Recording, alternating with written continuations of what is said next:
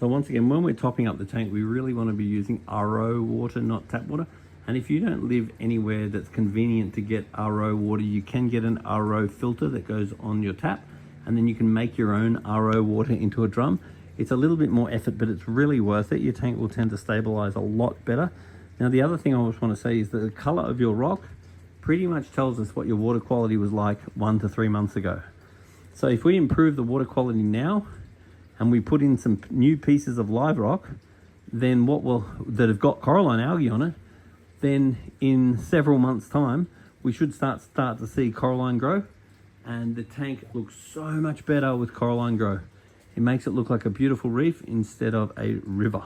What I do enjoy doing is going to a customer's house that's got a bunch of rock, and then what I'll do is pick up each rock in my hand and I'll move the rock around to make sure that I can see the best feature of the rock and try to display the best feature on the best angle.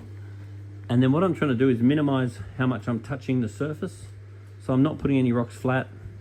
I'm trying to put it so I've got some swim throughs and some caves and stuff, so the animals can scavenge. And especially if you get things like sand sifting stars and strom snails and various things that dig in the sand, they're good to help keep the water a little bit cleaner, the sand a little bit cleaner, and make sure that you're always gravel cleaning, because what we don't want is big flat rocks where all the sediment gets underneath the rock and the oxygen can't get in and it can turn into hydrogen sulfide. So I'm not really a fan of those balls at all, because this tank's running at way too high nitrate. And at some point in the future, if we considered replacing those balls for Marine Pure offers parallel denitrification, so you won't get the nitrate. And then for the filter wool, instead of just having sponge, if it was up to me, I'd have polyfilter. And real polyfilter, not fake polyfilter, will absorb anything impure out of the water without removing anything you do want.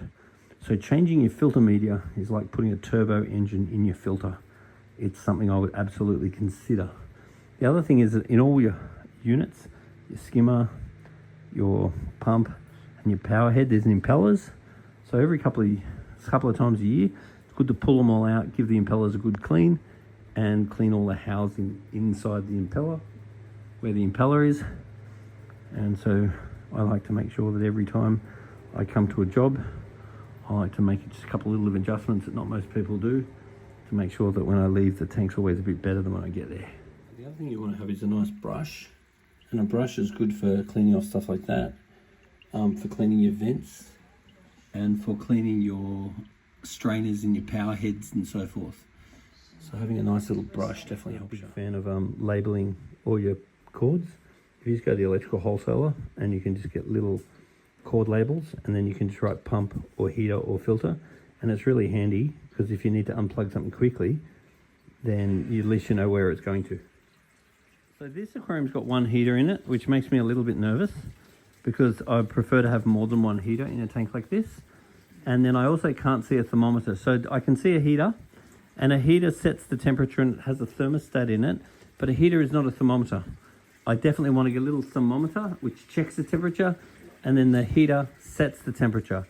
So I would definitely like a thermometer in this aquarium, because I'm concerned about only running one heater, especially in really cold winter days like this.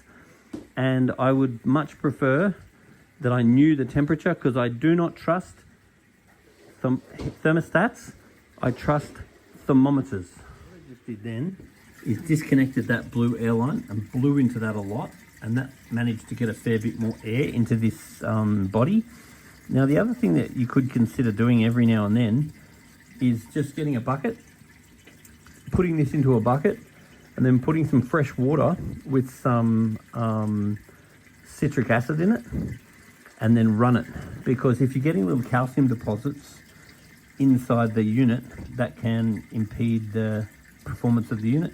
Now it's functioning pretty well now. So you see the way these white bubbles are bubbling at the top? I'm very happy with that. Now if they're yellow, I want the bubbles coming out.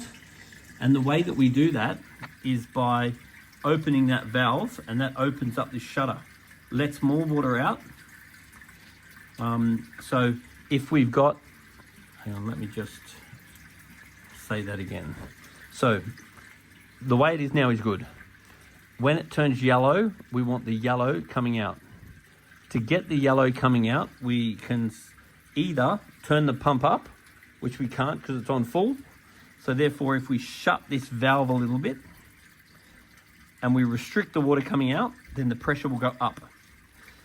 On the other hand, if it's coming out and it's white coming out, that means it's skimming too wet. If the yellow is not coming out, that means it's skimming too dry. Now, the way it is now, I'm very happy with what's going on now.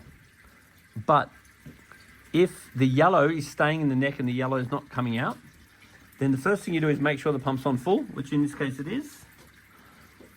And then if the yellow is, hang on, I'm confusing myself.